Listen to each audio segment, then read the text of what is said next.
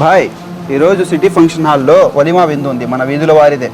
అవును, నేను కూడా అక్కడికే బయలుదేరుతున్నాను. రా కలిసి వెళ్దాం. ఎక్కువ వెళ్దాం. అన్న అటు చూడు, మొహిద్దీన్ అప్పుడు తినేసి కూడా వస్తున్నాడు. ఆపు అడుగుదాం. అన్నా మొహిద్దీన్ అన్న. ఈయన వలిమా విందు నుండి వస్తున్నావా? అప్పుడే తినేసావా? అక్కడి నుండే వస్తున్నాను, కానీ తినలేదు. వెళ్ళి తిరిగి వచ్చేసాను. ఏమన్నా, ఎందుకు తినకుండా వచ్చేసావు? తిందామని వెళ్ళాను, కానీ అక్కడ వెళ్ళేసరికి తెలిసింది పెళ్లి కొడుకు వారు పెళ్లి కూతురు నుంచి 40 తులాల బంగారము 10 లక్షల డబ్బులు కట్నం కింద తీసుకున్నారంట. హరాం. పరదా పాటించకుండా ఆడా మగ అంతా కలిసి భోజనాలు చేస్తున్నారు. పరాయి మగాడైన వీడియోగ్రాఫర్ను పిలిచి వీడియోలు తీయించుకుంటారు.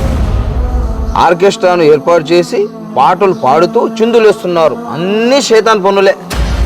అలాంటి విందులో మన భోజనాలు చేస్తే మన నమాజు స్వీకరించబడతాయా? అల్లా అసలు మన దువాలను వింటాడా? లేదు లేదు, మన దువాలు అస్సలు స్వీకరించబడవు. అందుకే తినకుండా వచ్చేసాను. అన్నా, చాలా మంచి పని చేసావన్నా. మిమ్మల్ని ఆపి అడిగి మంచి పని అయింది.